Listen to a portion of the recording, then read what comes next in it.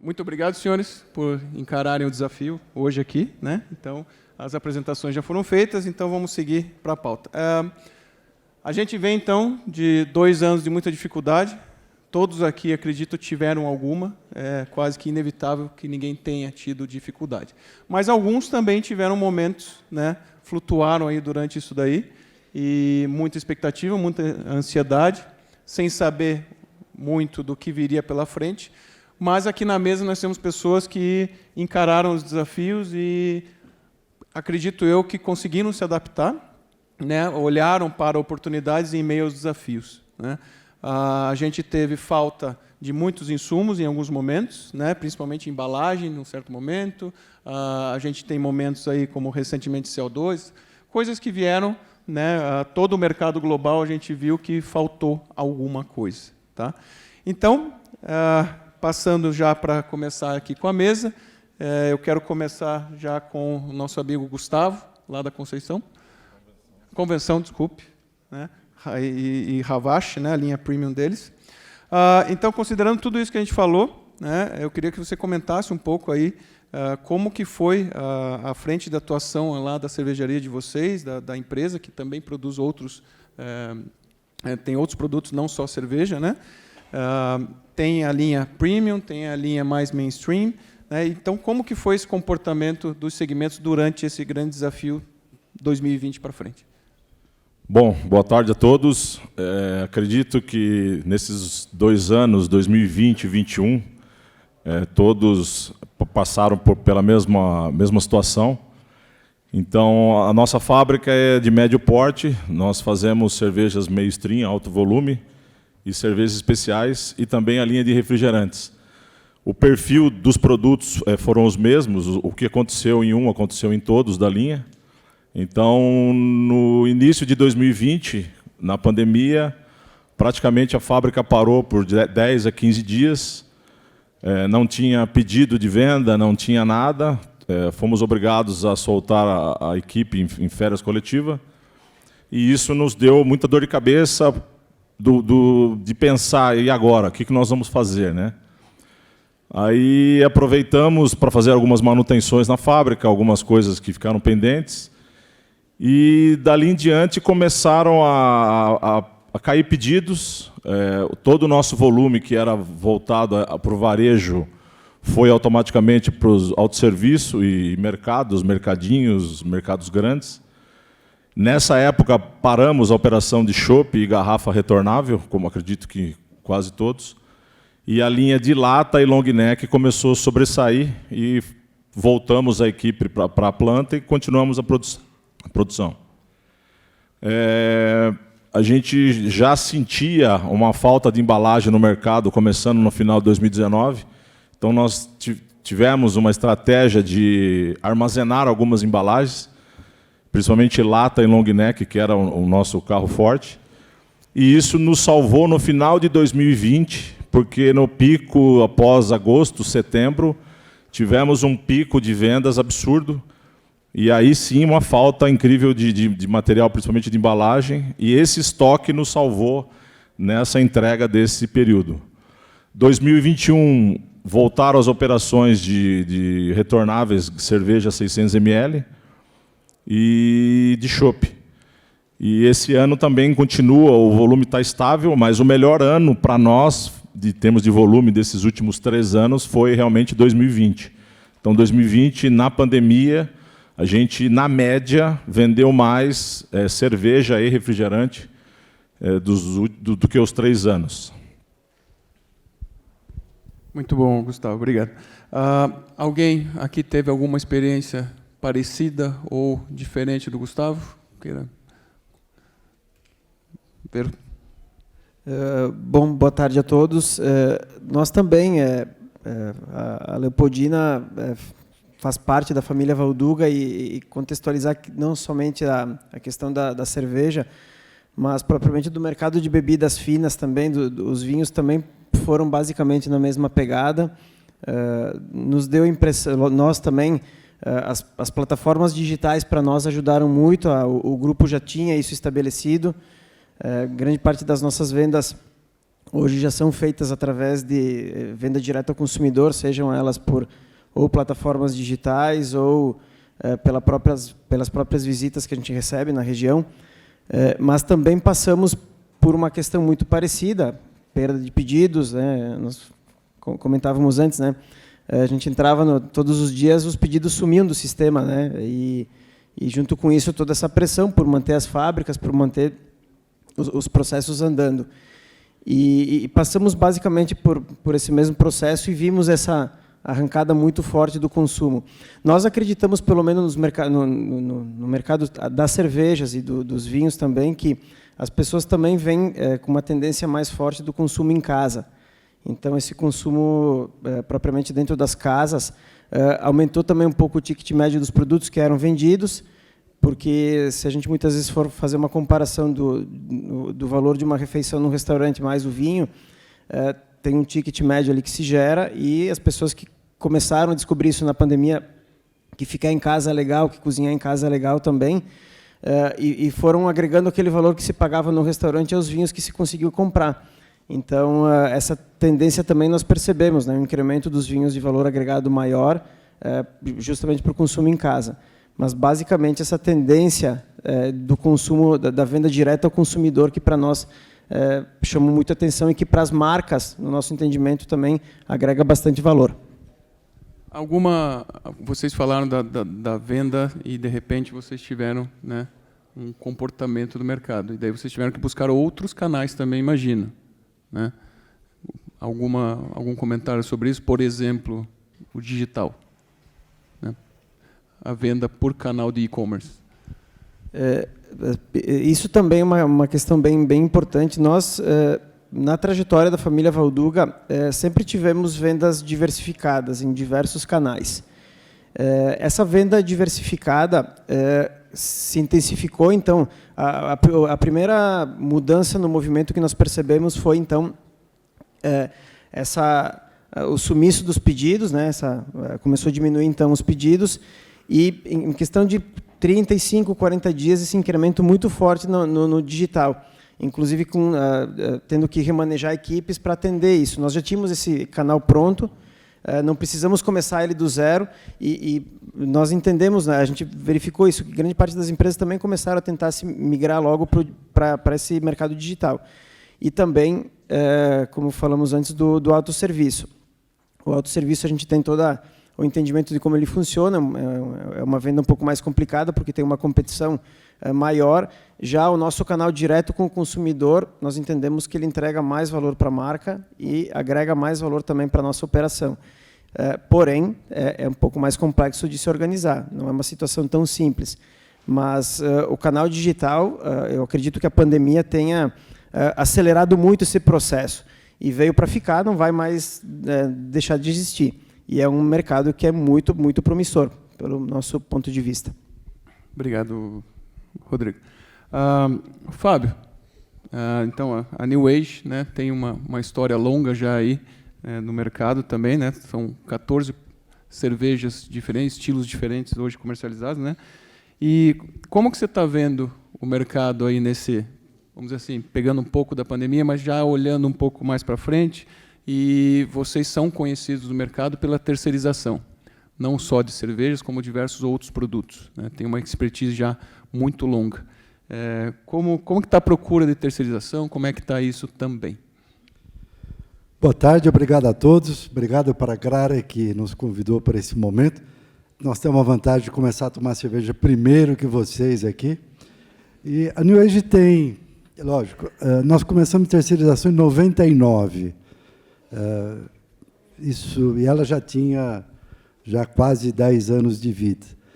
Nós temos, na parte de produtos próprios, 105 SKUs e, em terceirização, 373 SKUs diferentes. Isso dá quase 500 itens, SKUs produzidos. Nem todos produzem ao mesmo tempo, mas a angústia que todo mundo está, nesse momento a gente vê uma queda de cerveja, nós temos 14 tipos diferentes de cerveja. O que aconteceu? O que está acontecendo? Difícil saber, mas uma das suposições é a seguinte: nós não tivemos janeiro, não tivemos fevereiro, a venda caiu e já estamos na sazonalidade, ou seja, agora nós estamos onde a gente deveria estar. A curva devia estar um pouco mais em cima em janeiro e fevereiro, teve o pico do Covid da Ômicron em janeiro, e agora nós estamos na sazonalidade, então eu acredito que daqui para frente acho que nós teremos um segundo semestre com Copa, eleição, bolsa, não sei o quê, etc. e tal, que pode ajudar um pouco no consumo, Rodrigo. Eu acho que, no tocante à terceirização de cervejas, nós temos sim, fazemos alguns produtos para terceiros. Bem verdade que o Brasil é uma coisa que a gente quer ter a própria fábrica, a verdade é essa. Ainda mais cervejeiros. Então, a procura é um pouco menor e os volumes também não são muito grandes. E, evidentemente, alguns começam, sempre tem aqueles que chegam, olha, no primeiro mês eu vou vender 300 mil litros. Aliás, eu dei um susto no Fábio Teleginski há 8 anos atrás, quando eu falei para ele, olha, eu quero vender X de 1.000 litros por mês. Ele falou, mais um maluco que aparece aqui, né? Então, eu já fui esse tipo de maluco que achava que ia entrar no mercado e fazer. E não faz. A verdade é que a gente não faz. Demora. Fazer uma marca, o mercado, ser conhecido, é demorado. Então, nós temos mais itens de outros produtos, que são energéticos, sucos, etc., do que itens de terceirização de cerveja, mas estamos à disposição de todos. Muito bom. Já entenderam, né? Se precisar. Tem que dar o recado, né, Rodrigo? Você me deixou aqui em cima, tem que dar o meu jabazinho aqui. Né? Como oficialmente não existe cachê para os senhores, né? O merchan está liberado, tá bom? O merchan está liberado. Né, não sei se alguém quer acrescentar um pouco mais sobre o mercado, o que imagina aí pela frente. Esteja à vontade, senão eu já vou passar aqui para o senhor Rogério, né, que é consultor já com vasta experiência, já passou aí um bom tempo já à frente de empresa cervejeira, né, e hoje ele está aí oficialmente já há 1 ano como consultor full-time, vamos dizer assim, né, do mercado aí. Então, acompanha já a cervejaria, acredito que em todos os estados brasileiros, né? Tem essa mesma percepção, né? Ou seja, dessa sazonalidade, como é que está por região, né? A gente tem aqui uma diversidade muito grande, né? Pessoas do Brasil inteiro. Como que é isso na sua visão, já que é uma pessoa que passa por diversas empresas, por diversos estados e que entende muito bem essa parte do mercado? Boa tarde, né? Eu primeiro também quero agradecer a Agrária, porque esse evento aqui é um evento que, como poucos que existem, mas que, né, claro, tem outros, mas a atenção que é dada ao cervejeiro, a atenção que é dada ao técnico, a atenção que é dada pensando em repassar conhecimento com pessoas que têm alta capacidade de ensino e alta capacidade de muito conhecimento, né? Então, isso é uma coisa difícil de se ver, né? Então, primeiro, agradecer a Agrária, que vocês continuem cada vez mais crescendo esse evento, que já é muito tradicional, né? E que cada vez mais pessoas possam participar, porque o conhecimento precisa ser repassado e, como disseram ontem aqui, nunca vai parar, a gente nunca vai parar de aprender, né? Bom, claro, né, eu acompanho algumas cervejarias, né, o período da pandemia realmente foi um período muito difícil, como todo mundo, é claro, não acabou ainda, né, mas ainda vai ter muita consequência ainda em função disso, né. Eu vi situações onde realmente a cervejaria ficou 15 dias fechada em função de decisão do município. Algum município não fechou, a cervejaria continuou, mas caiu muito o volume, depois teve que retomar. Mas eu queria dizer também que teve, na dificuldade, alguns desafios e algumas que se sobressaíram colocando alternativas, produtos, eu vi máquinas automáticas dispensando cerveja para poder ter algum volume, né? O próprio PET, que é uma coisa que a gente também não é assim, né, tão acostumado, e muitas se sobressaíram assim, né? Então, é claro, eu vi muita queda, mas também vi algumas oportunidades, e essas oportunidades junto com desafios para o próprio cervejeiro, para o próprio dono de cervejaria. Tá? Você mencionou o PET, né? Porque a gente, pelo menos o que eu vejo, né, que o PET vinha tentando, e aí a pandemia fez com que ele... Ainda há uma resistência, acredito, de algumas empresas, mas vemos ele na gôndola cada vez mais, e tenho experiência até de cervejaria que eu visitei em São Paulo, que foi o que acabou salvando eles na venda local, né? Tem cervejarias que já, algumas de menor volume, realmente invasavam já no PET, né? Outras médias que ficaram sem o volume do barril, por exemplo, e teve uma grande resposta no PET, né? Claro, alguns têm restrições, outros não, aceitam melhor, mas assim, o que eu queria colocar é que nas dificuldades também tem algumas alternativas, né? E a gente tem que sobreviver de alguma forma, né? E isso eu vi por aí. Sr. Fábio? Rodrigo, eu acho que a questão do PET, por exemplo, o brasileiro é um brigador, né? Aqui tem 600 brigadores. Pode contar.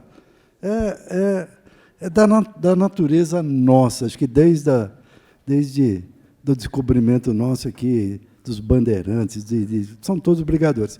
Na questão, a pandemia, ela trouxe algumas mudanças de hábitos. No caso, por exemplo, aumentou o e-commerce da Leopoldina e quebrou um pouco, não toda, a resistência à embalagem PET. Eu acho que isso é um legado benéfico, fora os problemas e confusões e choros que a pandemia trouxe. Eu acho que é um legado benéfico. A Heineken lá fora vende Heineken PET, você sabe disso. Principalmente no leste europeu, lá tem Silva, tem outras cervejas em PET, que aqui nunca teve, nunca ninguém começou, né? Verdade, realmente. Acredito que há mercado, né? Há mercado. Não quer dizer que isso vai substituir os outros, né? O vidro e lata, principalmente, mas que para algumas empresas foi a salvação e talvez ainda seja, né? Quando estão iniciando, talvez seja uma boa solução. Agora, virando 180 graus do PET, nós vamos para o senhor Veronese, né? Que é uma pessoa que gosta de vender coisinhas caras também, né? Certo?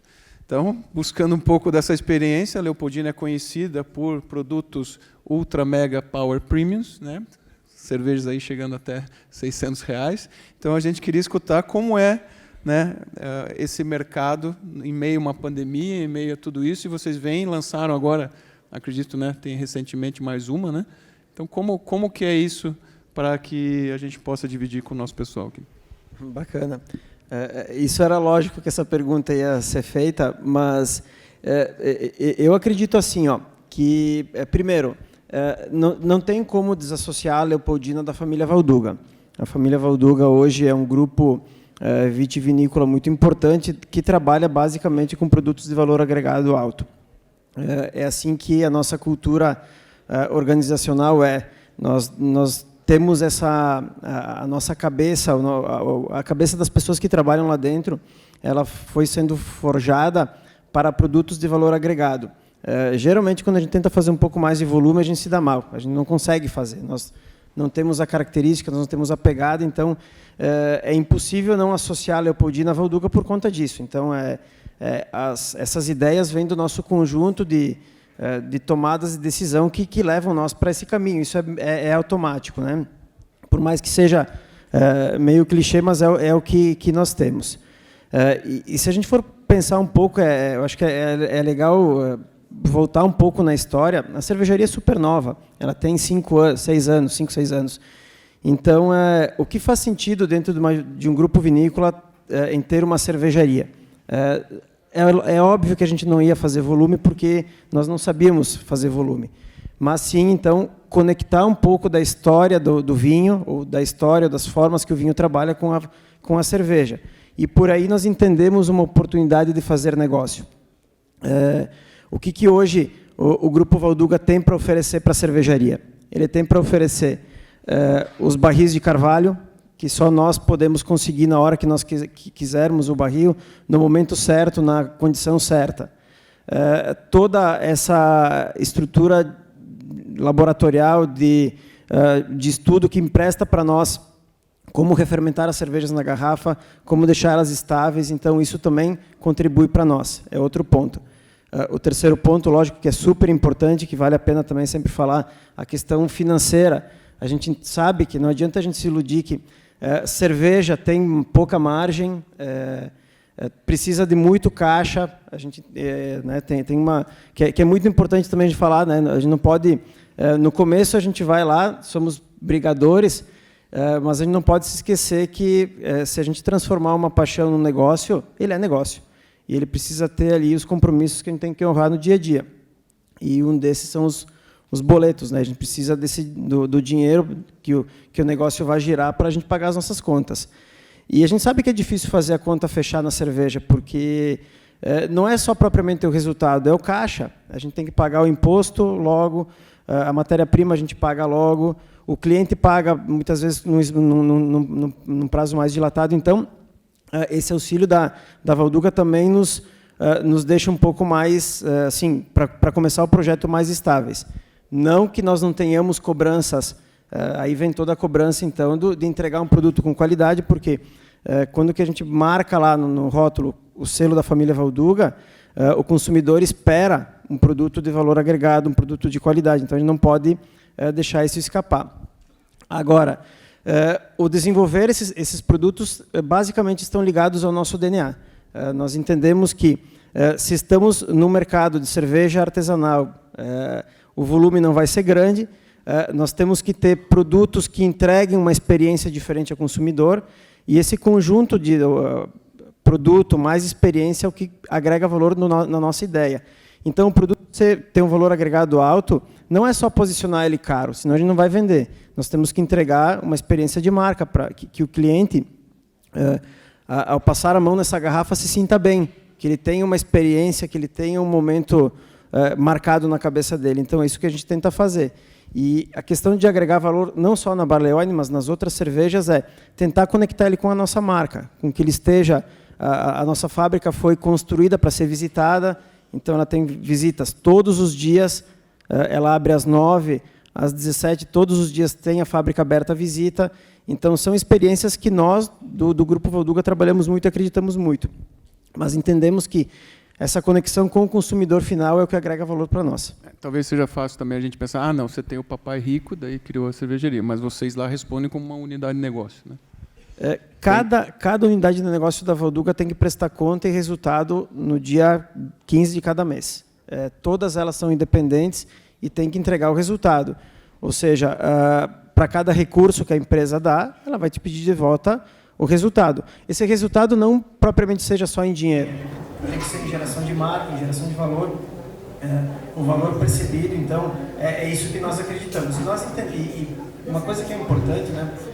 Nós falamos antes do almoço aqui também, muitas vezes a gente fala, o ponto de equilíbrio meu vai ser de 15 mil litros, o do fulano vai ser de 20.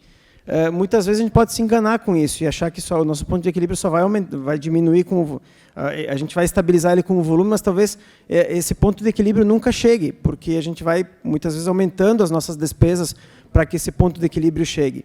Então, é importante nós encontrarmos o nosso segmento e tentar se conectar com o nosso consumidor. E, através disso, entregar para ele um produto bem feito, com qualidade, né? que entregue para ele uma experiência.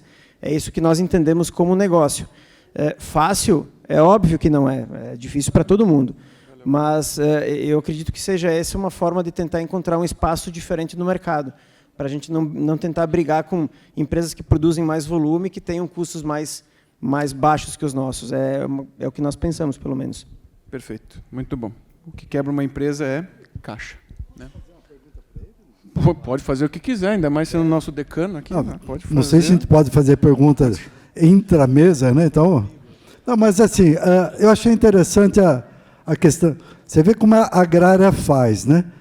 Ele coloca na mesma mesa pessoas que nem eu e o Gustavo, que temos que vender latinha a R$2, R$3, e um que vende cerveja a R$600. Olha que coisa linda, né? A agrária consegue... mas a minha pergunta é assim, se você puder emprestar o seu microfone para ele, só para... Qual é o percentual do e-commerce na Leopoldina? Não sei se você pode responder, né? Posso. De maneira geral, acho que é uma informação que a gente pode até aumentar um pouco mais. O Grupo Valduga vende ao consumidor final 35% a 40% da receita dele. Essa é a venda nossa ao consumidor final. É lógico, nós estamos numa região extremamente turística. Para que se entendam, só Gramado recebe 6 milhões de pessoas por ano. O Vale dos Vinhedos agora vem se tornando um destino turístico muito, muito importante. E que nos próximos anos ele vem ganhando importância por conta que o turismo em Gramado tem bastante saturação, tem bastante já... são muitas pessoas e tem vários programas, mas Bento Gonçalves está entregando soluções ou serviços de turismo que tem a visita às vinícolas, tem o almoço, tem as cervejarias, a gente tem várias cervejarias na região já. Então, ele está entregando mais experiências para aqueles casais que querem visitar, não casais ou famílias, ele está entregando esse tipo de experiência, que é um pouco diferente de Gramado, mas as pessoas que estão indo para a Serra Gaúcha, seja ela Gramado, ou Canela, ou Bento Gonçalves, elas estão, vamos lá, 5, 4, 5, 10 anos atrás, eles ficavam 2 dias na Serra, ou 3 dias. Agora, eles estão passando a semana e dividindo. E nós falávamos que até, sei lá, a Valduga sempre foi empreendedora na questão do turismo. Ela é uma das primeiras empresas a desenvolver o enoturismo na região. Então, se falava que eu vou ficar 2 dias no Vale dos Vinhedos, ou 1 dia no Vale dos Vinhedos, e eu fico mais 2 em Gramado. Agora, já está se criando conteúdo para passar uma semana no Vale dos Vinhedos. Então, essa experiência do consumo e das pessoas cada vez se identificando mais com o produto e tentando aprender mais sobre o produto, vai fazendo com que a gente consiga agregar valor. Então, essa questão da experiência para nós é o que vale muito. Não só vender uma cerveja de R$600, a gente não vai conseguir botar ela na gôndola de um mercado e botar ela no meio para competir com as outras cervejas, porque não vai fazer sentido. O lojista nem vai colocar, o supermercado, a loja, ela vai ter que dar um lugar de destaque diferente, porque para o dono da loja comprar isso, ele também vai ter que despender dinheiro, ele vai ter que trabalhar aquele produto. Agora, aquele consumidor específico que quer provar, ele vai lá e compra. A gente tem que ter o produto disponível para ele nos nossos canais. Quanto tempo você tem no e-commerce? Estou fazendo o seu papel, não vou, daqui a pouco já largo o microfone. Nós temos o e-commerce há pelo menos 6 anos. 6 anos. Nós então, já temos gente, são 300 empresas aqui. Vocês têm uma oportunidade de negócios. A New Age não tinha e-commerce até a pandemia. A primeira venda foi durante a pandemia. Então, é um aprendizado. Há 6 anos, ele já está com 35% vendendo produtos de alto valor agregado. Olha que coisa linda, né, gente? Muito bom. É uma oportunidade nas dificuldades, é isso aí. Com certeza. Eu tenho um amigo em Curitiba que tem um restaurante. Restaurantes foram muito prejudicados. Ele tinha 100 deliveries, né, antes da pandemia. E aí eu vi que começou um movimento, até pelas redes sociais, ele saiu de 100 para 1.000 deliveries por dia. Né? Mas como? Pegando essa oportunidade. Foi onde ele abraçou e falou, cara, é o único canal que eu tenho. Na verdade, não era nem oportunidade, assim, eu não tenho outro lugar para colocar. Não teve alternativa. É uma coisa que é bem importante a gente ter em mente, né? Não significa que a gente vai botar a loja para rodar e a partir do outro dia vai vender. Nós temos que construir marca. E eu acredito que, aí dividindo uma experiência minha, Rodrigo, eu tenho todas as cobranças da Valduga, mas não é, mesmo que a gente tenha o selo Valduga, não é fácil construir uma marca.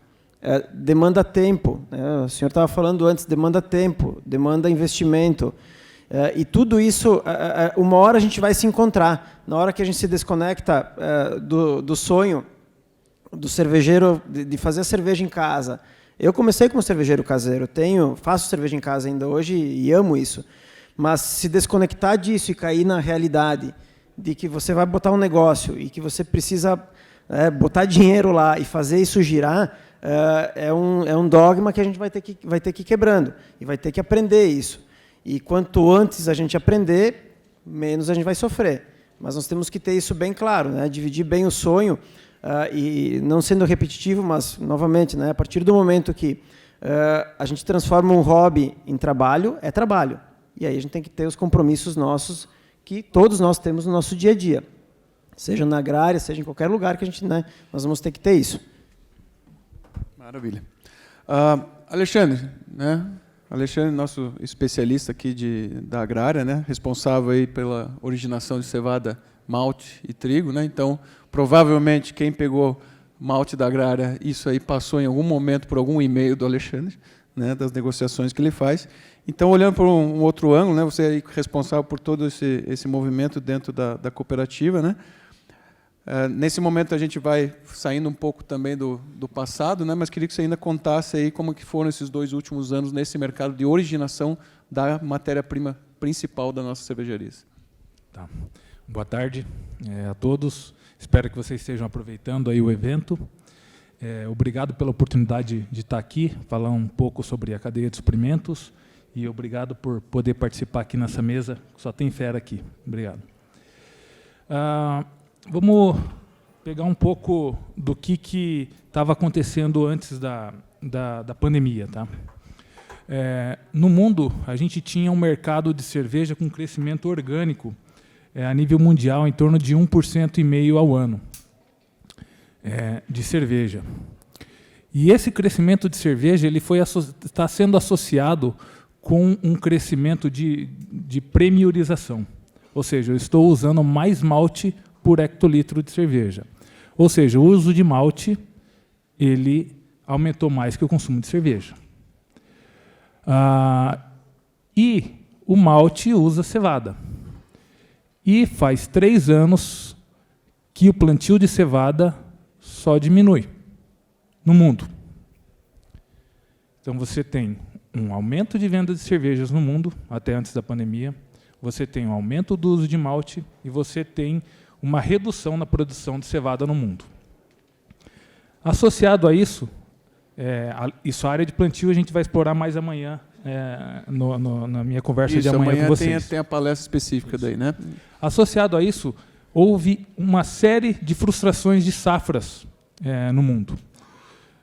Enquanto no passado a gente falava que a Europa era uma frustração a cada 7 anos, nós estamos na 3ª frustração de safra esse ano, de cevada. É catastrófica? Não é catastrófica, mas é uma 3ª frustração. Nós tivemos frustração de safra na América do Norte, Canadá e Estados Unidos. Então, você coloca numa situação de suprimentos extremamente apertada, tanto para cevada quanto para malte. Olhando especificamente para malte, a gente tem a pandemia. E quando começou o fecha tudo, globalmente, o que as maltarias fizeram? Pronto, as cervejarias vão parar de comprar malte. O restaurante está fechado, o bar está fechado, ninguém está saindo de casa. No hemisfério norte, os lockdowns foram mais severos que aqui. A China também um lockdown bem severo. A Ásia um lockdown bem severo. O que maltarias no mundo inteiro que fizeram? Vamos diminuir a produção de malte. Por que eu vou pagar à vista? Porque a matéria-prima você paga à vista. Eu vou colocar isso num silo, eu não sei quando que eu vou usar isso, talvez eu perca a germinação da cevada, talvez eu perca dinheiro. Então, é um investimento enorme. Então, falamos, vamos parar de produzir. E houve uma queda drástica na produção de malte. E, de repente, a gente começa a ter uma recuperação no consumo de cerveja, via outros canais. Além disso, países do mundo inteiro começaram, de alguma forma ou de outra, dar auxílios para a população e para as empresas. Nós estamos falando aqui que no pico da pandemia, 2020 foi o melhor ano dos últimos 3 anos para todos aqui, foi unânime. O que a gente teve em 2020? Corona Voucher brasileiro. A ajuda que o governo colocou, injetou na população e nas empresas. Isso movimentou o mercado. Foi um boom de cerveja. Teve um boom de cerveja também lá fora. Então, de uma hora para outra, você não tem estoque. E de uma hora para outra, o pessoal começa a pedir para você. E aí, nesse mesmo momento, a gente tem uma dinâmica que existem 2 tipos de cevada no mundo. É a cevada cervejeira e a cevada forrageira. Você tem uma dinâmica muito forte de demanda para grãos forrageiros. É explosivo essa demanda. E o preço da cevada, globalmente, começou a cair muito forte. Então, as cervejarias, mundialmente, falaram, bem, eu não estou vendendo, o preço está caindo, deixa eu esperar para fixar com as maltarias. Eu não vou comprar. Isso a nível global, tá, pessoal? O que aconteceu? O preço começou a cair, o fazendeiro falou, espera lá, eu não vou vender para a maltaria. A China estava comprando, a Arábia Saudita estava comprando. Eles vocês devem ter ouvido no noticiário, o pessoal começou a correr atrás de grãos, começou a correr atrás de comida. Pelo qual motivo? Com o medo de portos fecharem, com medo dos canais de distribuição fecharem, com medo de disrupção logística que houve. Né? E com esse medo, teve uma corrida por alimentos. E esses países começaram a fazer estoques defensivos. Bem, se o mundo parar, eu tenho alimento para alimentar minha população. E nessa corrida, foi muito rápido, foi questão de poucos meses. Se levou cevada cervejeira embora como forrageira. Então, você não tem estoque de malte formado, e agora tem o estoque de cevada cervejeira, que representa talvez menos de 30% da cevada produzida no mundo, boa parte foi embora como forrageira. Não tem cevada. Qual que é o resultado disso? Explosão de preços. É isso que tem acontecido no mundo. Tá? E desde então, o consumo, em geral, tem sido relativamente estável. Você não teve formação de estoque, nem de cevada, nem de malte, e você tem um consumo que cresceu e está relativamente estável. Ou seja, e agora está aumentando mais ainda a demanda. Vamos falar mais disso amanhã. Então, essa é a combinação perfeita. Pouca oferta e demanda alta. Perfeito. Vocês viram que esse é o dia a dia dele, tá? Esse é o dia a dia dele, né? Que é o nosso originador aí. Um pouco maluco. Não, cara, eu não sei como é que você não morre naquela mesa de operação, cara. Sério mesmo. Sério mesmo. Cada pulo de gráfico, cara, ele tem um surto. Agora, né, Veronese, vou passar para você a brincadeira. A não ser que tenha alguém que queira comentar o nosso amigo lá, né? A vida está dura para todo mundo mesmo. A vida está difícil para todo mundo. Mas é que eu posso brincar com ele que nós fomos colegas de faculdade. A gente vê um paralelo de outras bebidas, né? Principalmente o gin, acredito que todos aqui, inclusive alguns devem produzir, né? O gin deu um boom, né? Os destilados, temos aí os parceiros até estão expondo lá com a gente. Como que você vê essa parte dos destilados cada vez ocupando aí um lugar maior na gôndola e nas festas e por diante? Bom, nós entendemos isso. A família Valduga também destila, mas ela tem destilados a partir das uvas. Então, nós temos hoje 3 produtos destilados que são os brands, com diferentes tipos de maturação, 10, 15 e 20 anos. Temos um destilado também que é a grapa, a partir do bagaço da uva. E entendemos que esse mercado também vai se desenvolver. Nós acreditamos muito nesse mercado, é um mercado novo, as gerações vão mudando e os perfis de consumo vão mudando. Então, nós entendemos que essa busca por perfis de consumo ou que sejam menos calóricos ou que sejam mais fáceis de tomar, veio para ficar. Então, nós temos já nós dentro do grupo temos esse projeto, então, de sejam whiskies ou rums ou vodkas, né, tem essa ideia, mas sob o nosso ponto de vista, nós acreditamos que é um produto que veio para ficar. De novo, nós sobre nosso aspecto, sobre a nossa forma de fazer, nós acreditamos então naqueles produtos médios para prêmios, para agregar valor, seja para fazer numa linha do tempo. Mas é uma questão, não nesses produtos que tenham valor baixo, mas é uma questão que veio para ficar. O gin existe desde sempre, né? O gin sempre esteve presente no mercado. Na nossa região, há 20, 30 anos atrás já se consumia gin, mas agora veio esse boom. E veio para ficar. A curva dele, eu não consigo, né? A gente não consegue mensurar ainda. Acredito que ele ainda está em cima, mas é uma tendência talvez já de passar. Nós acreditamos nos destilados envelhecidos, mas acreditamos porque nós temos a matéria-prima, nós temos o formato para fazer. Então, é o que também a gente consegue conectar com as ferramentas internas que nós temos. Mas, sob nossa ideia, sob o nosso ponto de vista, é um mercado que veio para ficar. Talvez ele não tenha a mesma velocidade, a mesma onda das cervejas artesanais, mas, pelo que nós entendemos e escutamos, muitas cervejarias artesanais que têm essa capacidade de investir estão começando também a virar para esse lado. É outro mercado, os impostos, a cadeia tributária dos destilados é outra. A gente está falando de uma cadeia tributária muito, muito pesada. Então, e uma forma de comercializar também difícil, que se briga com grandes players, né? A gente tem concorrentes muito pesados. Então, de novo, essa forma de agregar valor e de ter experiência é o que talvez possa ajudar. Só destilar por destilar, talvez não consiga agregar valor. Então, e o que também... aí falando sobre o aspecto produtivo, são investimentos pesados, porque tem que ter a barrica. A gente está falando num uísque lá em 7, 8, 9 anos para começar a sair, então que tem que começar a fazer agora, errar, acertar, até definir padrão, e não é tão simples assim. Mas é o que, sob o nosso aspecto, a gente acredita que tem um mercado novo se desenvolvendo aí. Interessante. Gustavo, como é que você vê essa tendência aí dos destilados ou até de bebidas mixes, vamos dizer assim? Não é muito a minha praia, né? Mas eu vejo falar bem também. E recentemente estava em uma reunião com fabricantes de máquinas e tem muita gente investindo. Eu vejo mais o ICE na região de São Paulo. Não sei se tem mais alguma coisa para agregar, mas as empresas estão investindo alto no volume de ICE em São Paulo.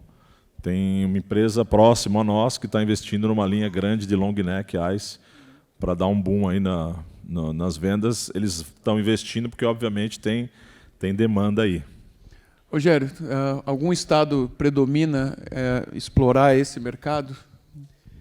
Bom, eu entendo assim, eu vou fazer uma ressalvinha aqui também. Eu entendo que as empresas têm que procurar diversificar os produtos, têm que tentar seguir o mercado com novos produtos, tem que estar sempre atento ao que está acontecendo fora do Brasil, que muitas vezes vem para cá, às vezes não é a mesma onda que tem lá, não é a mesma que às vezes acontece aqui, né? Como a gente sabe que a cerveja aqui tem um mercado muito grande, a gente sabe que alguns produtos fora do Brasil concorrem com a cerveja, às vezes chega aqui, não é a mesma coisa que acontece, né? Não tira mercado da cerveja. Mas uma coisa que eu gostaria de falar, assim, que eu vejo por aí, que muitas vezes a empresa não está com uma posição tão sólida, né? E às vezes ela tem uma série de listas, uma lista grande de prioridades, e começa a diversificar e acabar dando tiro em vários produtos, e quando isso acarreta também um custo alto, né, de operação, acarreta aumento de estocagem de matéria-prima e tudo mais. Então, às vezes, tem que avaliar muito bem o mercado antes de sair lançando o produto. Isso porque você vê por estudo porque seu às vezes, mesmo, você já viu a isso, gente né? vê que as cervejarias, né, tem muito a fazer, né? Às vezes você vê um grupo consolidado, né, uma unidade de produção de cerveja com boa capacidade, uma marca já fortalecida, então ele realmente está com mais poder de fogo para fazer o investimento. E às vezes a gente vê que tem muita tarefa de casa para fazer ainda e acaba desviando dinheiro de uma coisa que ele poderia estar produzindo uma cerveja com melhor qualidade, com melhor investimento em equipamento, em matéria-prima, em coadjuvantes, em fortalecer o mercado dele, né? E às vezes isso acaba atrapalhando um pouquinho, né? Não que não deva ir atrás de oportunidades, mas tem que avaliar muito bem antes. Emendando já, temos a experiência da New Age, né, de fabricação de diversos produtos.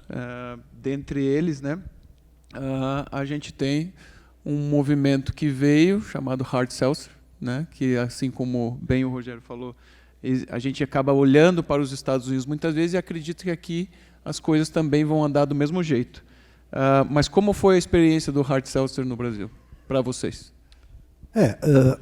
Na verdade, todo mundo acha que o americano... lá eles acham que o Hard Seltzer vai substituir uma parte da queda que a cerveja está tendo. Eu tenho uma visão um pouco diferente para nós no Brasil.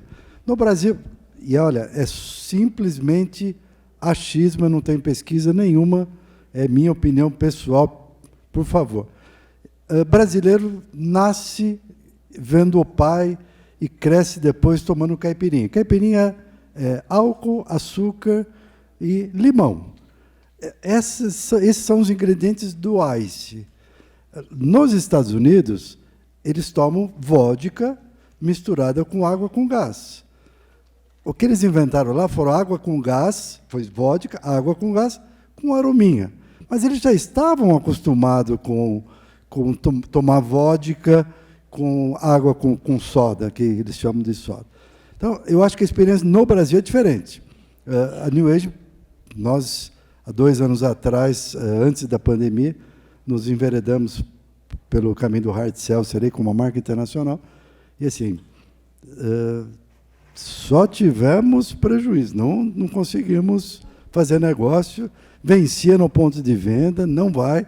É diferente do mercado do ice, que eu acho que é o que nós aprendemos a tomar desde criancinhas.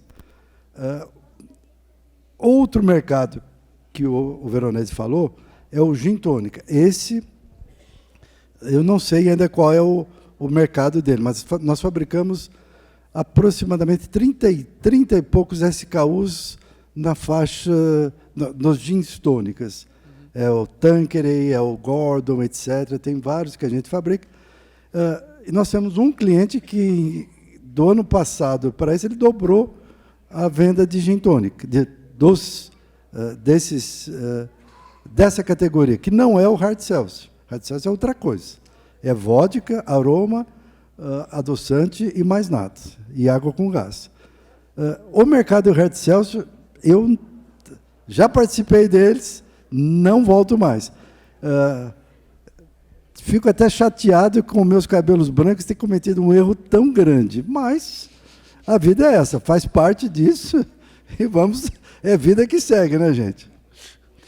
Muito polido agora. Eu acredito que você queria usar outra palavra para descrever a tua experiência. Talvez, mas com 600 pessoas na frente não é fácil falar outras palavras. Compliance. Alguém quer acrescentar alguma coisa sobre a experiência Hard Seltzer ou alguma opinião? Se não, vamos passar para uma perguntinha agradável para o Karkle, que é o nosso especialista, né? E tem muita experiência com o mercado internacional e acredito que pode nos dizer, né, que assim existe muita influência, né, do mercado internacional e cambial nos preços internos e, consequentemente, no malte, né? A pergunta que vem é assim: por que o malte é dolarizado? Boa pergunta, Rodrigo. Eu já tive que responder algumas vezes. Vamos lá. A maior parte do custo da maltaria ela é dolarizada. Então, a agrária também? A agrária também. Nós importamos, a gente está num esforço bem grande de aumentar a nossa área de cevada nacional, mas ainda estamos importando pelo menos 50% de cevada de outros países. Esse número chegou a ser bem maior. Com a nova maltaria vai ser um desafio bem grande conseguir áreas. E a gente vai com tudo para conseguir área. É isso que a gente faz. Mas no primeiro momento, a gente volta a ter um bom share de cevada importada. E a cevada é dolarizada. Então, com a maior parte do custo dolarizado, ela fica muito mais simples a gestão da empresa em dólar. Estou falando a minha opinião aqui, tá? O Brasil, por exemplo, é o maior exportador e maior produtor de soja. O soja é dolarizado ou é em reais? Soja é dólar, convertido em reais, como um malte. Como é que faz a precificação de soja? Soja na Bolsa de Chicago, mais ou menos um basis, para ajustar o mercado físico, que reflete oferta e demanda mundial. Consegue explicar rapidamente o que é um basis? O basis é um prêmio pago sobre a cotação internacional, para refletir o preço no mercado físico. Então, muitas vezes, quando a gente olha uma cotação internacional, está caindo ou está subindo. Nem sempre o mercado físico ele está na mesma proporção, na mesma direção. Eu vou dar um exemplo recente. Recentemente, o petróleo caiu $10. O pessoal estava falando, olha, caiu $10. Você ia no Twitter, pessoal, Petrobras abaixa a gasolina. Caiu $10. Se você olhasse, por exemplo, o basis do petróleo vendido pela Arábia Saudita, subiu $10. O que isso quer dizer? Que não mudou nada o preço do petróleo, no mercado real, no mercado físico. Tá? Então, quando o soja, vamos voltar para o soja. O Brasil é o maior produtor mundial de soja. Como é que é precificado? Baseado em bolsa. Como é que é precificado a cevada? Não tem uma cotação internacional de cevada em bolsa, mas tem um mercado internacional, essa é a base. E a base para a nossa produção agrícola é baseada em bolsa. A gente tem que usar o que a gente chama cross-hedge, que é usar outros produtos financeiros lá fora para conseguir precificar o preço da nossa cevada aqui. E por que isso? Se eu não dou previsibilidade para o meu produtor, ele não planta. Ele vai plantar outra coisa. Então eu tenho que oferecer essas alternativas. E aí quando você coloca isso para dentro da maltaria, é muito mais fácil trabalhar em dólar do que em real. E não só isso. Vamos pegar, tudo bem, Alexandre, você está falando de commodities. Tá bom. Farelo de soja e óleo de soja, é real ou dólar? É dólar. Transformado em real, como malte. E o custo industrial é real. O que a gente faz? Dolariza. A gente dolariza e deixa flutuando. Acredito que deu para entender. Bem curto, mas amanhã você vai, acredito que talvez explorar um pouco mais em algum momento, né? Não é uma ciência fácil. Como eu falei, gente, esse é o dia a dia do menino. Agora, para todos, né? A gente está num cenário de inflação, né? Uma inflação mundial, global. Brasil, nós somos já um pouco mais craque com inflação, né? Acredito que, né, a New Age deve ter passado por algumas fases um pouco diferentes das nossas aqui, do que a Leopoldina, que está passando agora mais nova. Mas como que a inflação está impactando o negócio de vocês? Como que vocês veem isso para o futuro? E a pergunta que fica para todos aqui que são empresários, né? Que é aquilo que o Veronese bem falou. Lembrando que aqui vocês não são só cervejeiros, vocês são empresários, né? Ou trabalham, né, numa empresa, né?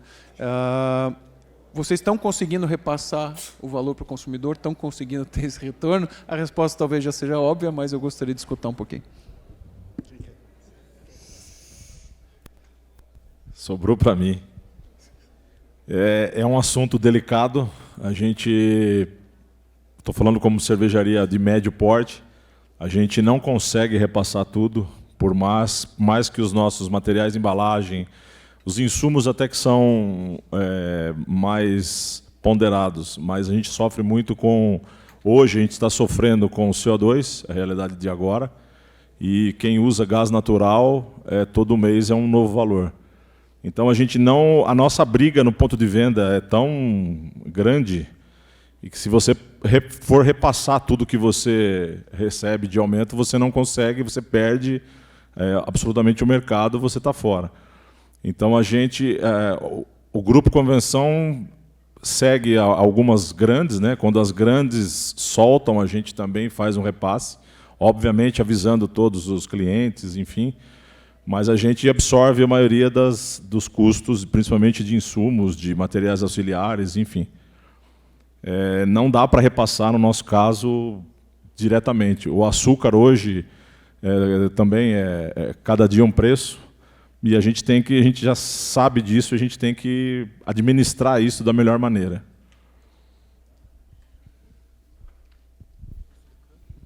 Ô, Gustavo, mas você sabe que você falou, as grandes anunciam um aumento e a gente repassa. Isso é uma das coisas que eu Gustavo, nós somos empresas médias, pequenas aí, no mercado cervejeiro. Você veja, uma das coisas que a gente faz é assim, a Ambev solta que vou subir os preços. A primeira coisa que a gente faz é mandar a tabela de preço para o supermercado. Eles recuam, não fazem nada, fazem 2 anos ou 3 anos que a duplo malte está R$ 2,79, não sobe de preço, e nós vamos junto. A gente vai aumentando o preço e a nossa venda vai caindo. Essa é a dura realidade que a gente enfrenta do dia a dia, que vocês enfrentam também, né? Obrigado pela transparência. Bom, eu acho que é uma dificuldade mesmo, puxa daqui, tira de lá, mas assim, eu tenho visto que quando se investe em qualidade, tem um produto e vai agregando valor à marca e fazendo uma marca sólida, às vezes até com um histórico anterior de conhecimento da marca, consegue agregar valor ao produto. A cerveja tem muita situação de preços muito baixos, né, que a gente sai no mercado e vê preços lá embaixo, a gente vê preços altos, preços justos, né, mas eu entendo que matemática não muda. E se a gente não está conseguindo fechar a conta, a gente precisa usar de alternativas. Uma delas é fazer um produto com qualidade, né? Reduzir custos na indústria, que muitas vezes a gente não está enxergando e tem muitos custos a reduzir, né? E também nós mesmos temos que valorizar o nosso produto e não jogar fora um produto que é feito com tanta dificuldade. Nós passamos o aumento da tabela de preço esse ano em fevereiro. Nós acabamos agora, mês passado, de conseguir negociar todos os pontos de venda e conseguir aplicar, porque tem pontos de venda que não aceitam. Então, a primeira devolutiva vou descadastrar vocês. Ok, então vamos descadastrar. Aí depois você volta, tenta negociar. Então, nós passamos o comunicado em fevereiro, acabamos agora de conseguir cadastrar as tabelas novas. No segundo semestre, nós precisaríamos repassar aumento de novo, porque, para a gente entender, as garrafas aumentaram há pouco tempo, aumentaram em fevereiro, aumentaram agora há pouco, então, se a gente só segurar esse custo, a estrutura chega uma hora que ela não consegue absorver tudo e a gente perde margem. E aí nós vamos entender que lá na hora que a gente vai pagar as nossas contas, não tem mais dinheiro. A gente vai perdendo o fluxo de caixa. Mas um alerta, e isso é mais uma experiência nossa, do que nós vivemos lá na Serra Gaúcha, eu acho que vale como dividir um pouco da nossa... eu acho que é o sofrimento de todo mundo, mas é um sofrimento que nós também temos lá. Nós temos cervejarias grandes que vendem chopp lá em Bento Gonçalves a 16, 15, 16 reais ao litro. E clientes nossos falam assim, não, mas as cervejas artesanais a gente não consegue pagar mais de 11. Então, isso a gente tem que entender que alguns movimentos que nós estamos fazendo não estão certos. Porque se a gente está agregando valor, tendo tanto esforço, trabalhando tanto, se esforçando tanto, botando um produto premium e que ele é desvalorizado, a gente tem que entender onde é que a gente está errando e tentar virar isso, porque se o cliente vem e diz, não, eu não posso pagar mais de 8 um litro do chopp, porque o cara alguém está entregando para ele, e aí a gente entende que marcas mainstreams ou marcas grandes vendem a 15, 16, a gente está cometendo algum erro aí, e nós não temos como competir com os grandes. A nossa estrutura de custo é diferente, o nosso custo é maior, a matéria-prima que a gente usa custa mais caro, a energia nossa é mais cara, tudo é mais caro, então nós não temos como competir. Então nós temos que agregar valor. Agora, se a gente entender que toda vez que a gente vai lá vai querer brigar, bater preço, vocês são médios, vocês falaram empresas pequenas, eu acho que são grandes. Nós somos pequenos, mas entender que se a gente não agregar valor, a conta não vai fechar. Esse é um grande... E me chamou muito a atenção isso nos últimos 15 dias. Da gente entender, cara, estou perdendo venda não por conta do... Estou perdendo venda porque nós somos artesanais. Isso não é legal para nós. E acho que liga um alerta, e não é, porque o nosso produto está sendo banalizado, está perdendo preço. Então a gente tem que entender isso, que na hora que a gente querer bater só preço, uma hora a conta vem, porque o mercado do preço ele sempre vai tirar. Quem trabalha com isso, busca sempre baixar preço, se você não botar uma trava, ele sempre vai te tirar. Seja da forma de dizer que o teu produto não está condizente, seja da forma, o teu concorrente aqui vende mais barato. Mas se a gente não brigar um pouco por esse valor agregado, aí a gente não vai conseguir sair, e aí a gente vai se perder. E aí o empresário vai perdendo o ânimo de botar o dinheiro. Se nós formos pessoas físicas que vamos ser empresários, a gente vai perder o ânimo. Então, isso acho que é um alerta que a gente tem que ter, de entender que o nosso produto tem que ser valorizado. Se a gente não entender isso, e esse entendimento tem que partir de nós, cervejeiros, que botamos tanto esforço, tanto empenho, e chegar lá e brigar e vender o nosso produto a metade de um preço de uma grande cervejaria. A cervejaria não está certo. Ok, se a gente não consegue competir, mas a gente tem que agregar valor. Acho que esse é um ponto que serve de muita atenção e que se chegou para nós lá, que a gente está no interior do Rio Grande do Sul. Bento Gonçalves tem 130 mil habitantes, Garibaldi tem 30. Numa região muito pequena, se chegou para nós, imagina nos grandes centros, como que é essa pressão. Porto Alegre é um polo cervejeiro muito legal, muito bem desenvolvido, e que também já sofreu muito. Então a gente tem que entender esses movimentos e tentar não errar, ou tentar minimizar esses erros para a gente não cair numa vala comum de ali na frente dizer, cara, a cerveja não dá dinheiro. Que a cerveja não dá dinheiro, a gente sabe que ela tem pouca margem, isso todo mundo sabe. Agora, se a gente não conseguir ter esse capricho de transformar o nosso amor e a nossa paixão que a gente coloca para virar isso para o consumidor final, então é um cuidado que, no meu ponto de vista, nós temos que ter muita atenção. Obrigado, Veronese. Muito bom. Bom mesmo. E como consultor, né, estava falando de custos, acredito que também ou você agrega valor, né, ou também luta na outra ponta, que é ver aonde que está. Até a Agrária passa hoje, desde 2018, pela metodologia Lean, né, da metodologia Toyota, onde houve um grande choque de gestão até nessa parte, e uma delas é essa questão de custo, né, aonde que está sobrando, aonde que está vazando. Então, eu acho que assim, às vezes, independente de qualquer coisa, a gente sempre tem que valorizar o nosso produto, né? Mas às vezes a gente enfrenta dificuldades no mercado que também não dá só para dar um passo atrás e não executar a venda, assim por diante. Então tem formas, e a gente viu hoje aqui, até o Alex mostrou até uma forma de mostura diferente, que a gente consegue até ter mais rendimento no extrato. Eu acho que dentro das cervejarias a gente tem que olhar, ver, tentar reduzir o máximo de custos. Isso é possível em muitos casos, às vezes a gente não enxerga, às vezes precisa de ajuda, né? Mas tem muitas possibilidades, com mudanças e alternativas industriais, né? E com isso a gente consegue ter uma faixa, um custo mais baixo e talvez aí sim subsidiar uma negociação de venda. Mas se simplesmente abaixar o preço e não olhar para dentro dos custos, não vai pagar conta, e aí é ruim. Perfeito. Claro. Só um detalhe, nada a ver com cerveja, mas com refrigerante. A gente tem um concorrente em São Paulo na linha de refrigerantes que sempre praticou preços baixos e sem condições de chegar. Então, nós ficamos um tempo fora dos grandes mercados, do autosserviço, dos mercados de volume no refrigerante, que é o nosso carro forte hoje. E por esse preço nós fazemos questão de não entrar. E um ano se passou, esse concorrente não tem mais produto, não tem como produzir, agora eles voltaram atrás e nós entramos com o nosso preço real.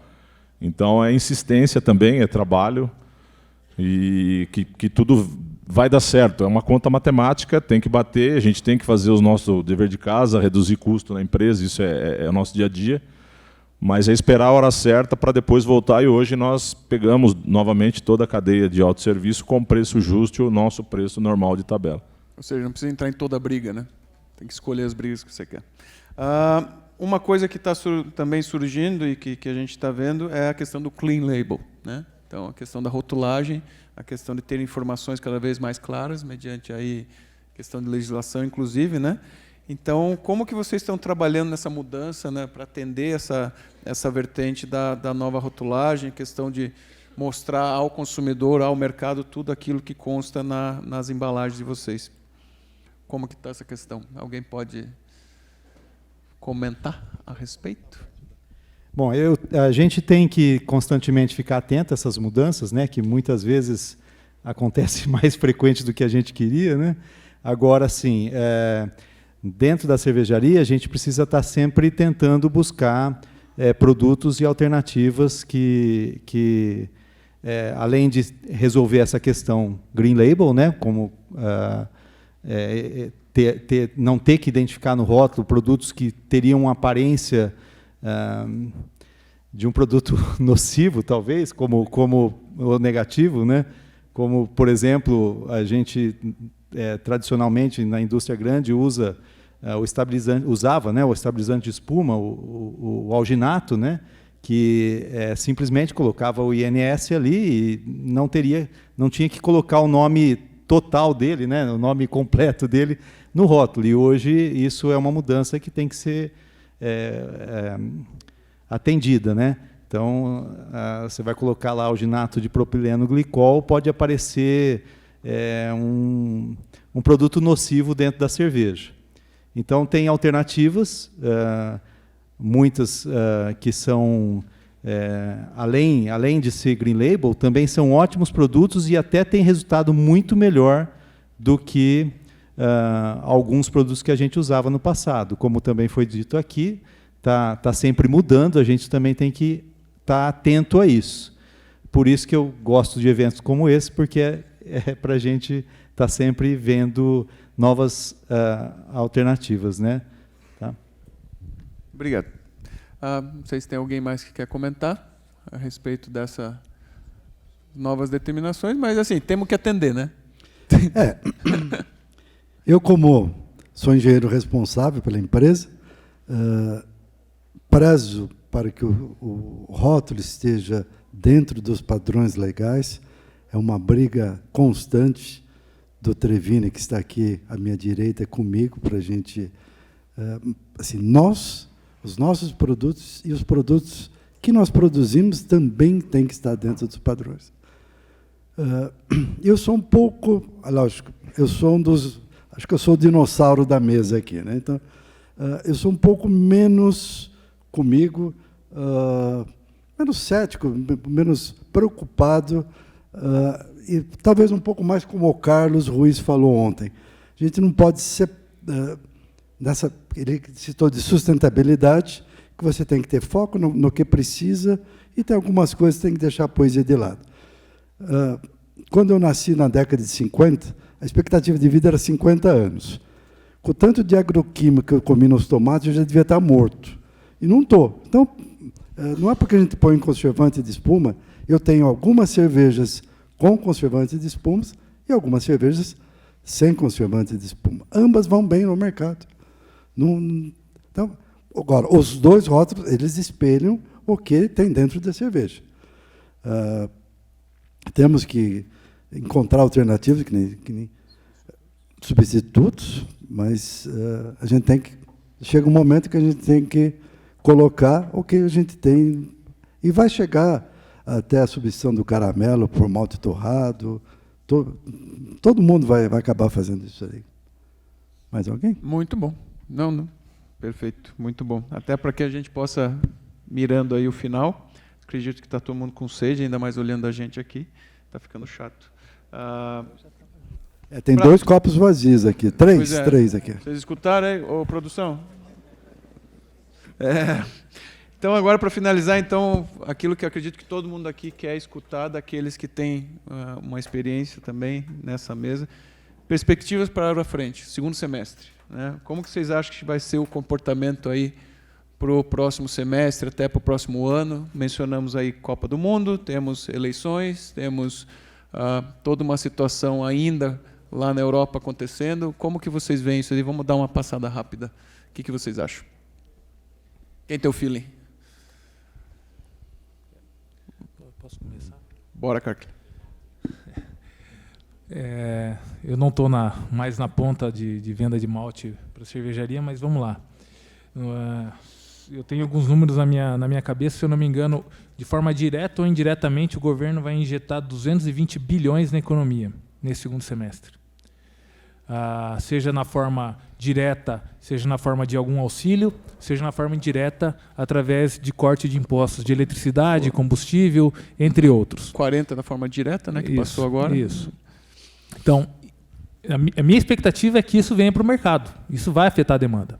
Além disso, a gente tem Copa do Mundo, temos eleições, que, se eu não me engano, anos de eleições têm sido anos bons para a venda de cerveja. E estamos também um clima relativamente quente, agora no inverno. Então, minha expectativa é positiva para o segundo semestre. Olhando lá para fora, está tendo um apetite muito grande por cerveja, principalmente na Europa. Alguns países, por exemplo, Estados Unidos não tanto, em outros países não, mas Europa está crescendo o consumo de cerveja porque o pessoal ficou intocado em casa.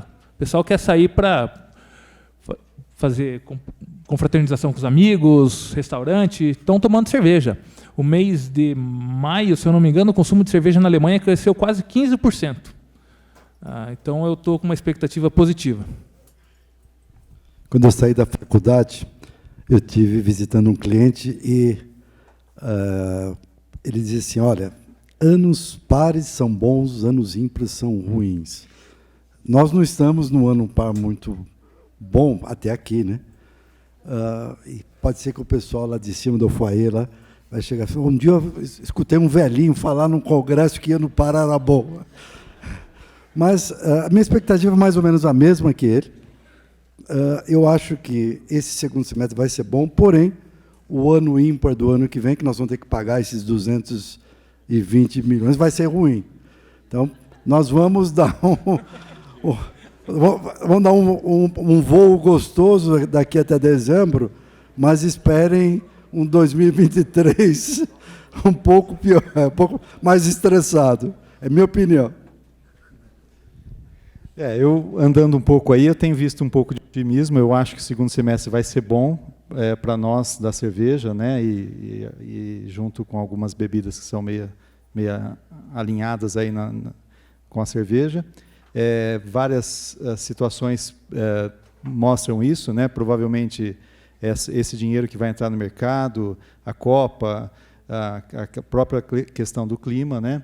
Mas, assim, eu acho que é interessante se preparar com o pé no chão, né?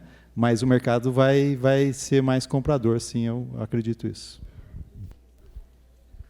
Eu também acreditamos, tanto é que estamos preparando a fábrica agora, nesse período de inverno, que não está tão frio na nossa região, mas agora a gente prepara a fábrica para o verão e também temos boas expectativas aí de consumo.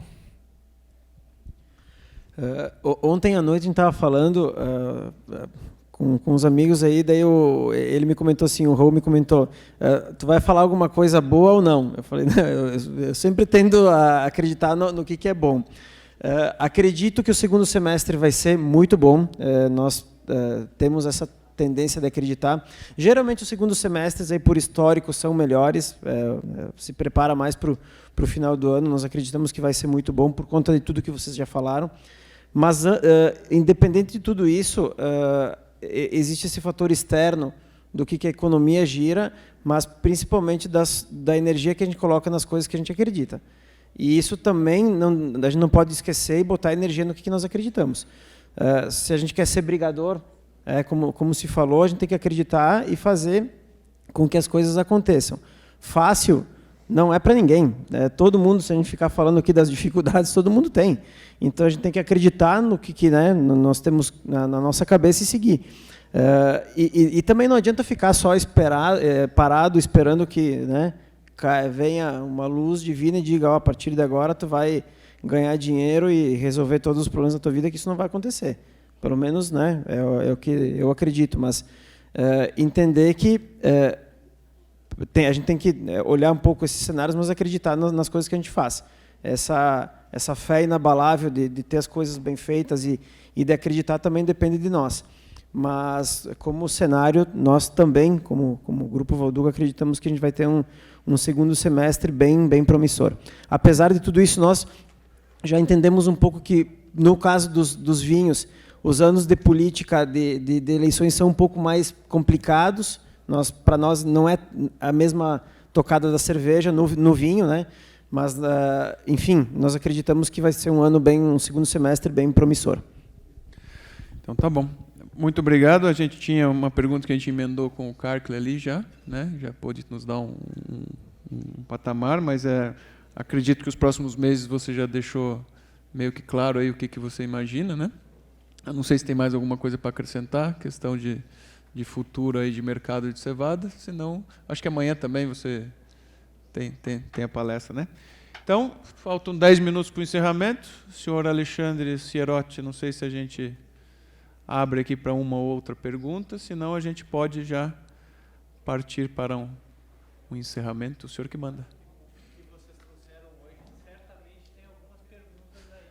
Temos perguntas? Dúvidas? Alguma pergunta? Olha lá, surgiu uma. Espera aí. Ai, leva lá que eu...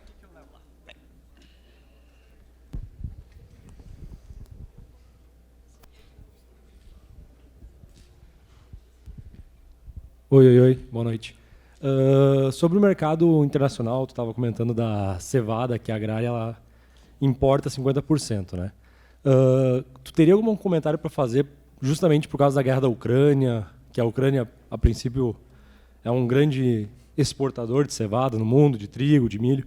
Se tu já tem algum tipo de impacto já atualmente para vocês da agrária, ou se você já tem algum tipo de previsibilidade no aumento do preço da cevada, justamente porque a Ucrânia está barrada os portos lá, eles não estão conseguindo mandar para o mundo aí.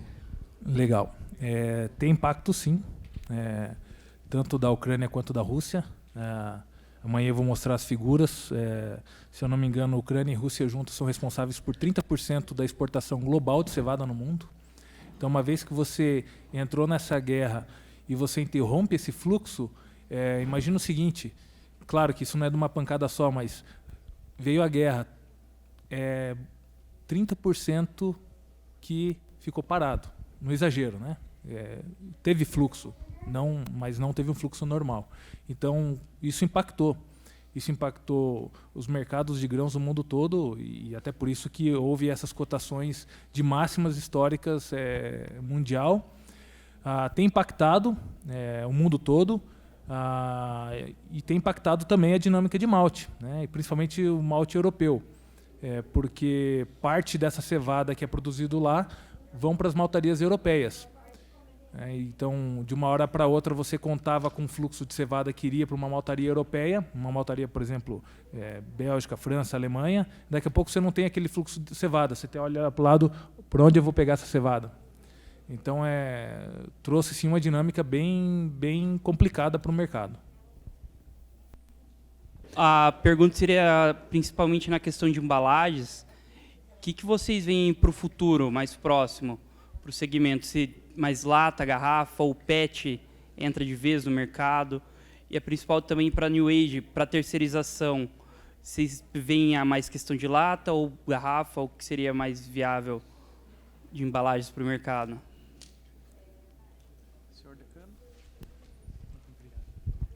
Olha, eu não sei se eu respondo rápido, mas assim, a New Age tem 6 linhas. 3 de latas, 2 de PET e 1 de vidro. Vidro, difícil. Como é que a gente compra vidro hoje? É difícil. Difícil e caro. Então, eu acho que a proporção, pelo menos que eu consigo enxergar, é essa daí. A lata tem uma facilidade, mas a proporção é mais ou menos essa, 50% para lata e O vidro, eu tenho bastante dificuldade de lidar com ele, por isso que tem só uma linha hoje. Não sei se... Gustavo? Eu só ia falar que a lata depende do segmento que vai também. Uma lata de cerveja de 350, é difícil você ver aquele modelo mais tradicional, não a slim, né? É difícil você ver uma lata dessa com valor agregado. Sempre ela é uma lata de briga de preço. E sempre com preço lá embaixo. Então, se a empresa está querendo volume, querendo fazer litragem, ganhar em produtividade, é um ganho em escala com baixo valor, essa lata 350 tem que ser ela, né? E você não consegue vender uma lata de 350 a convencional a R$ 5, R$ 6 uma lata de cerveja, é difícil achar, né? O vidro, claro que vai continuar, tem situações que já estava decretada a morte da embalagem de 600 ml retornável e hoje, em alguns lugares, até voltou, tá? Tem empresas que estão trabalhando com a embalagem de 600 ml retornável nesse último ano, mais do que trabalhava antes. Até eu acho que deveria voltar muito mais, até por toda a questão de sustentabilidade e tudo mais, né? Uma garrafa de 600 ml retornável, em média, ela é utilizada 11 vezes até ela se quebrar, se perder e tudo mais, né? Enquanto que o PET, uma única vez, assim mesmo, tem uma série de problemas, né? Mas depende também do mercado onde você quer atuar, né? Eu acho isso. Eu acredito também na lata como assim um dos principais, mas as duas indústrias, tanto o vidro como lata, estão investindo em produção. Então, se eles estão investindo em produção, eles já estudaram bem e vão deixar disponíveis. Eu acredito até um pouco de redução mais de preço deles daqui para frente, mas ambos estão investindo. Mas eu acredito mais na lata pela facilidade e colocação no ponto de venda. Contribuindo um pouco com o nosso histórico, 99% das embalagens que nós comercializamos são em vidro. Mercado premium é vidro. Sempre foi assim e por muito tempo vai ser. Se eventualmente mudar um pouco dessa curva na cerveja, talvez conseguir ter esse mercado mais premium em algumas cervejas, eu acho bem viável no Brasil, mas premium hoje ainda tem muito essa ideia que é vidro. A gente não consegue muitas vezes agregar valor em produtos que sejam fora do vidro. Até se pode tentar. Tem um movimento também nos vinhos agora, tendo vinho em lata e tal, mas de novo a gente cai sempre tem uma atração aí para baixar preço. Já o vidro a gente consegue agregar. Então acho que depende muito, né, como vocês falaram, do mercado que vai se atuar. Mercado premium hoje, 2022, é vidro. Pelo menos isso é o que nós entendemos.